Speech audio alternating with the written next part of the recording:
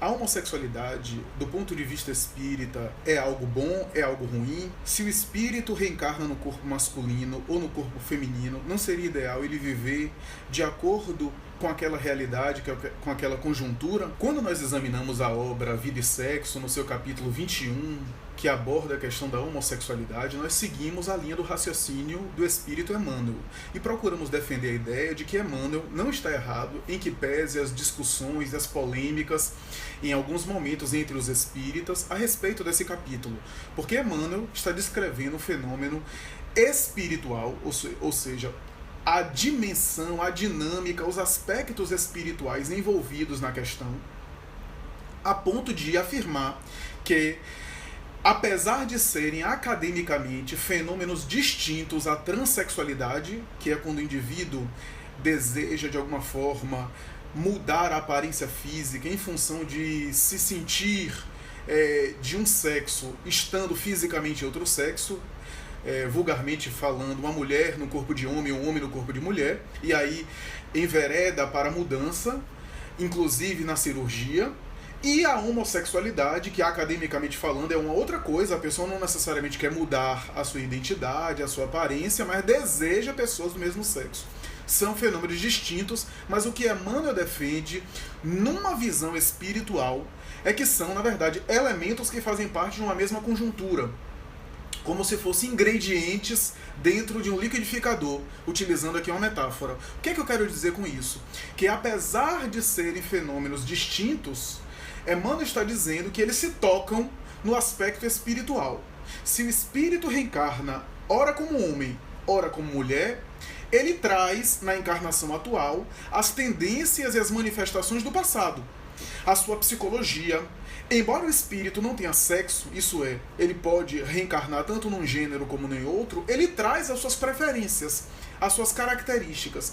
Isso quer dizer que necessariamente um espírito que reencarnou várias vezes como mulher vai reencarnar como homem, e necessariamente vai ser um homem homossexual, ou uma mulher que reencarnou, um homem que reencarnou várias vezes como homem, ao reencarnar como mulher, vai ser necessariamente uma mulher homossexual? Não, não necessariamente. O indivíduo pode levar as suas características e ser uma mulher heterossexual, só que com um temperamento, características mais masculinas em face das suas reminiscências, porque os hábitos ela traz.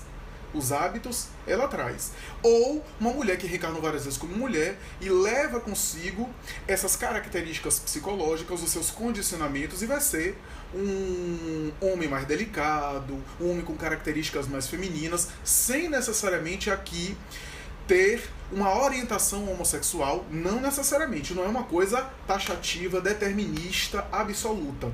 No entanto, o que Emmanuel defende é que experiências heterossexuais, várias vezes, por exemplo, como homem ou como mulher, nas quais o indivíduo excedeu-se, ora bem, quando Emmanuel fala se excedeu, exorbitou, seja no uso desordenado no sexo, seja na agressão sentimental, no desastre sentimental que gerou em outras pessoas, essa criatura, ela, de alguma forma, excedeu-se na polaridade também.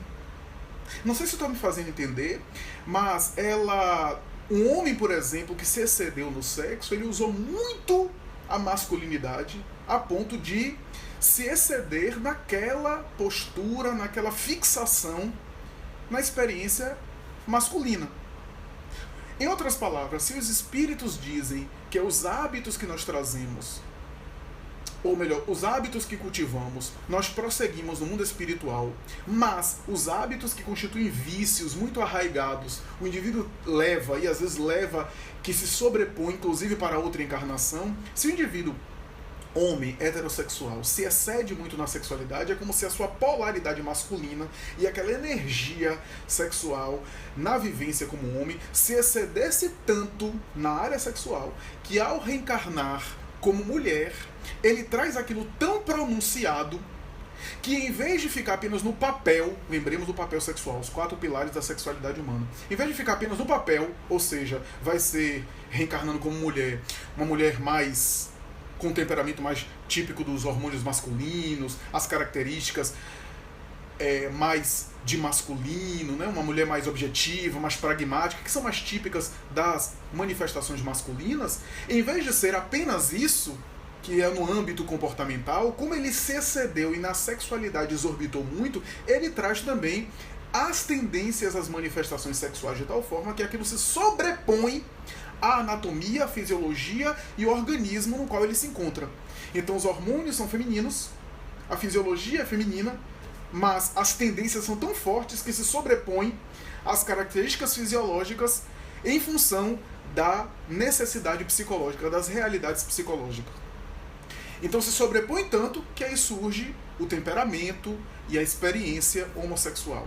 Se a tendência é mais forte ainda, por isso que Emmanuel está dizendo que são gradações do mesmo fenômeno, se a tendência é mais forte ainda, e Filomeno de Miranda vai dizer isso também em um caso que ele examina no livro Loucura e Obsessão. Se a tendência é mais forte ainda, em vez de ser homossexual,